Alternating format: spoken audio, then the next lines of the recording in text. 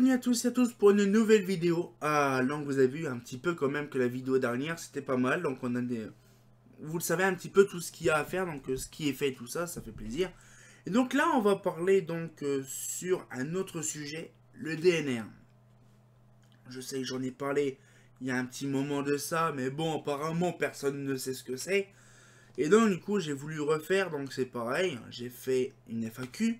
Donc on m'a posé des questions et donc du coup je les ai notées. Il y en a aussi 5. C'est bizarre, il y en a 5 aussi. Donc déjà, pourquoi pas les garder dans son jus? Voilà. En deuxième, à quelle occasion? En 3, il y a 4 questions en fait, il n'y en a pas 5. Tu le repeins, est-ce que tu les repeins tous? Et en quatrième, tu as plusieurs procédés. Voilà, donc on va découvrir ces 4 petites questions toutes sympatoches. Donc pourquoi le DNR? Déjà le DNR c'est démontage, nettoyage, remontage. Donc c'est un procédé maison que j'ai conçu justement à l'époque, en 2003 à peu près quand j'ai fait ma VM. Donc j'ai dit pourquoi pas faire pareil pour les autres luminaires. Donc en fait le truc c'est déjà moi, alors je vous explique en gros. Après je vous expliquerai, ou sinon je vous expliquerai les plusieurs procédés à la fin. Donc pourquoi pas les garder dans son jus? Quand je vais faire des vidéos, ma collection en fait je les fais les DNR. Mais quand j'ai en double je les fais pas. Mais par contre quand c'est mes modèles en question, donc pour ma collection, je les nettoie proprement. Je fais mon DNR exprès pour qu'ils soient présentables. Au cas où si quelqu'un vient, ou d'autres personnes, des personnalités comme Philips sont venus. Donc du coup ça permet de leur montrer un peu mes modèles en question. Ça fait plaisir que quand on l'ouvre il est bien comme il faut. Et donc du coup voilà, c'est ça qui est bien de le nettoyer. En même temps ça permet de connaître plus le luminaire, d'être en fusion avec le luminaire en question. À quelle occasion? À quelle occasion? Ben genre par exemple quand les luminaires sont neufs, il n'y a pas trop de DNR à faire, il n'y a même pas besoin de la démonter.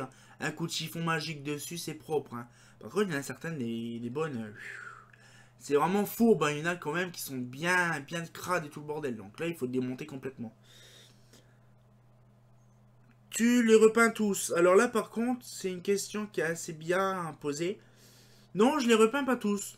Alors, il y en a certaines que je les repeins, justement. Donc, c'est dans la prochaine question. Donc, justement, moi, j'essaie d'avoir les peintures vraiment adéquates. Genre, si c'est du bleu martelé, ce sera du bleu martelé. Si c'est du gris, c'est du gris. Si c'est du jaune, c'est du jaune. Donc, on trouvera le moyen toujours à chaque fois d'avoir le luminaire repeint. Mais il y a des moments où je ne peux pas repeindre le luminaire parce que voilà, j'ai pas l'intérêt de le repeindre. Donc, du coup, je le repeins pas. Et là, on va parler plus sur cette question-là.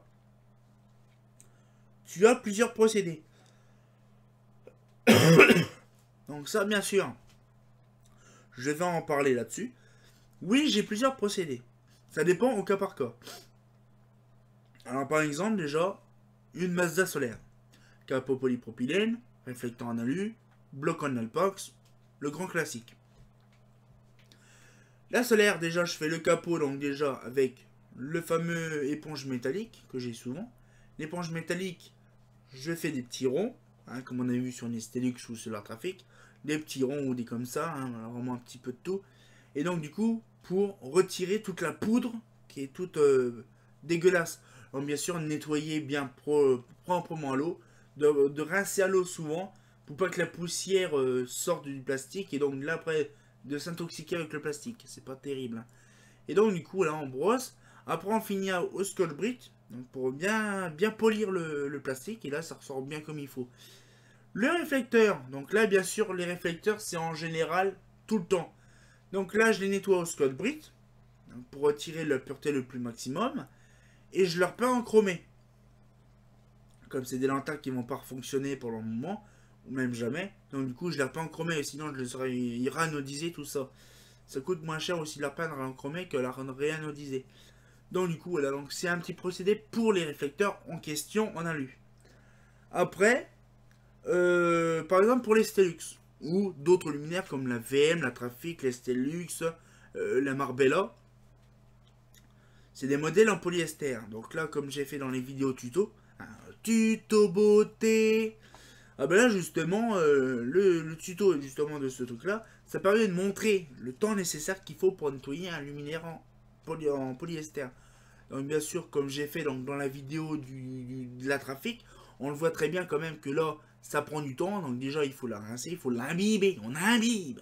Hein, donc on imbibe, on frôle donc avec la brosse métallique, l'éponge métallique. Donc là, on retire vraiment le plus gros des impuretés.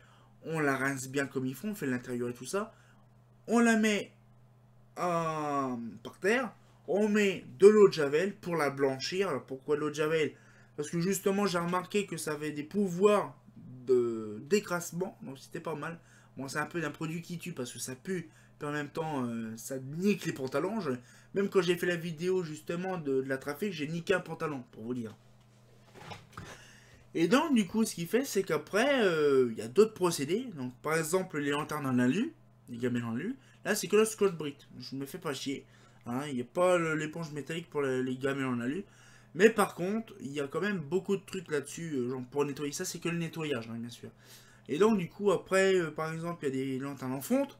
Donc là, je prends par exemple une brosse métallique pour décaper, même à l'eau. Hein, je le fais à l'eau. Hein. Donc, pour pas respirer les vapeurs ou les poudres de métaux et tout ça. Je fais toujours à l'eau. Parce que sinon, c'est un peu compliqué, c'est un toxique. Même avec du. Surtout qui est très dangereux, c'est l'alu. Contre la poudre d'alu, qui est oxydée, qui est blanche, vous voyez, la poudre d'alumine, la sulfate d'alumine, ah ben ça c'est tellement toxique et très dangereux, c'est que moi j'ai eu l'occasion, il y a une paire d'années, quand j'ai brossé ça, la brosse métallique, je me suis tellement intoxiqué que j'avais aucune notion du goût. Tout était dégueulasse. Tu buvais un verre d'eau, c'était dégueulasse. Tu mangeais un morceau de pain, c'était dégueulasse. Tu mangeais tout et n'importe quoi, du sucré ou du salé, ça avait le même goût. J'étais intoxiqué, mais vraiment intoxiqué, un truc de malade. Et donc du coup, maintenant, je le fais plus comme ça à sec, je le fais à l'eau. Même si c'est chiant, c'est dégueulasse, mais je le fais à l'eau. Donc après, là, donc ça c'est les procédés justement de nettoyage, parce qu'il y a beaucoup de procédés de nettoyage, mais il y a aussi beaucoup de procédés justement pour la refaire. Donc là, par exemple, la plupart du temps, c'est justement le ballast. Bon, actuellement, les ballasts, je les remets plus parce que déjà, il en faut. Les ballasts HID n'existent plus. Donc, du coup, c'est un peu compliqué. Si ça existe encore un peu, mais plus trop maintenant. Et donc, du coup, puis ça coûte cher en plus parce que c'est des ballasts électroniques. Et donc, du coup, ce qui fait, c'est que. Donc, la plupart du temps, quand je les remonte, donc le réflecteur est repeint, sauf les réflecteurs holophane, pas besoin. À part quand même que je refous une couche extérieure pour avoir une protection plus ample. Mais franchement, quand je remets une douille neuve dans son support refaire neuf, parce que je refais aussi les supports, les visseries, tout ça, donc du coup je remets une douille neuve, bien sûr d'origine, parce que bon, je prends des douilles Legrand, des douilles machin, Lidner et compagnie.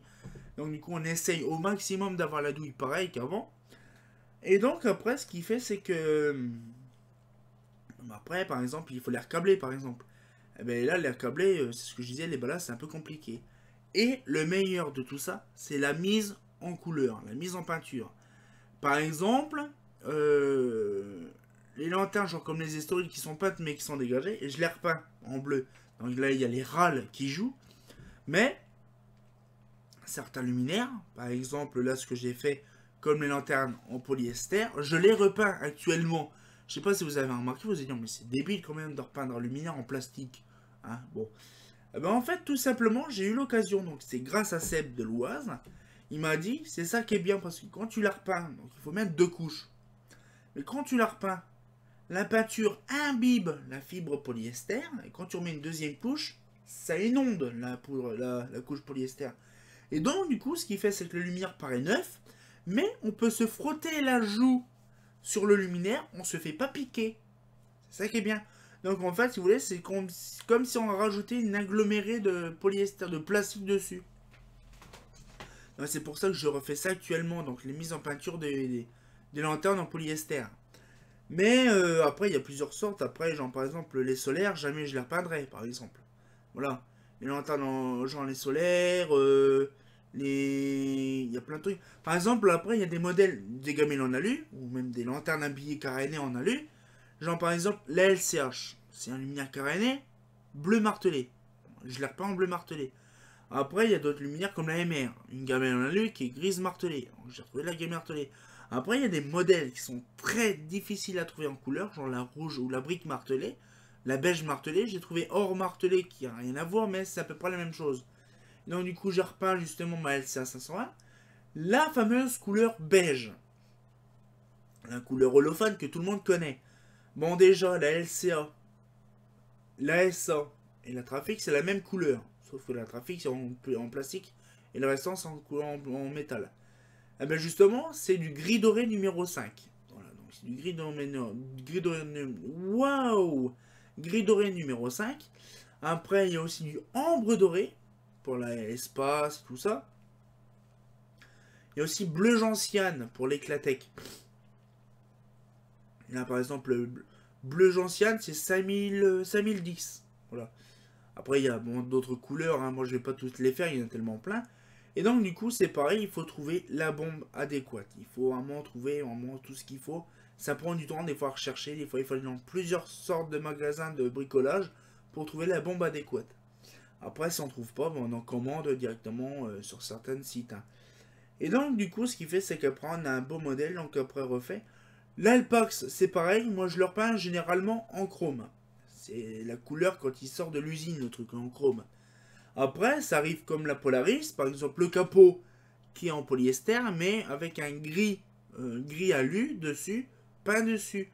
Donc du coup, je l'ai repeint. Le lumière complet, on va dire que j'ai repeint. Voilà, ça donne un peu un cachet bizarre, mais voilà. Mais sinon, les réflecteurs, je les peins toujours en chromé. Genre par exemple l'océan, j'ai peint l'intérieur de l'océan et la crosse en gris alu. Et j'ai peint donc le mineur, donc ça fait, vous avez vu, des belles photos de qualité, c'est ça qui est pas mal. Et donc du coup voilà, c'était un petit peu pour vous dire un petit peu donc les fameuses questions qu'on m'a posées. Parce que j'ai fait vraiment le tour, hein. Il y a beaucoup de gens qui m'ont posé des questions. Bon, j'ai pas pu tous les faire parce que sinon ça prendrait un temps fou. Mais voilà, donc ça a permis un peu de découvrir un petit peu tout ça. Donc voilà, donc si je fais les DNR, généralement c'est pour moi personnel. Après, si les lanternes, ils veulent des lanternes dans son jus, il n'y a pas de souci, je peux les fournir. Il y a ce qu'il faut. Moi, de toute façon, toutes les lanternes qui sont en double, je les ai pas fait en DNR. Ils sont tous à faire soi-même. Donc là, après, c'est tout ce qu'il y a à faire. Par exemple, genre, la solaire, elle est encore toute dégueulasse. Donc après, il faut la démonter, bien sûr, tout ça. Après, démonter, c'est ce que je fais. Des fois, ça arrive que je les fais entièrement. Mais avec le temps, puis avec la quantité que j'ai, je peux pas tous les faire intégralement. Donc du coup, par exemple, la Trafic, vous avez vu, il y avait deux rivets à défaire, je défais les deux clavettes, j'ai retiré la porte. Il y avait aussi la rotule de l'intérieur, je pouvais la défaire. Mais sinon, ça me prenait trop de temps à faire la vidéo, donc du coup, je le fais pas. Mais sinon, la plupart du temps, quand c'est la lumière qui est neuf, il y avait simplement des gueulis dessus, donc du coup, je passe un coup de chiffon magique, c'est propre.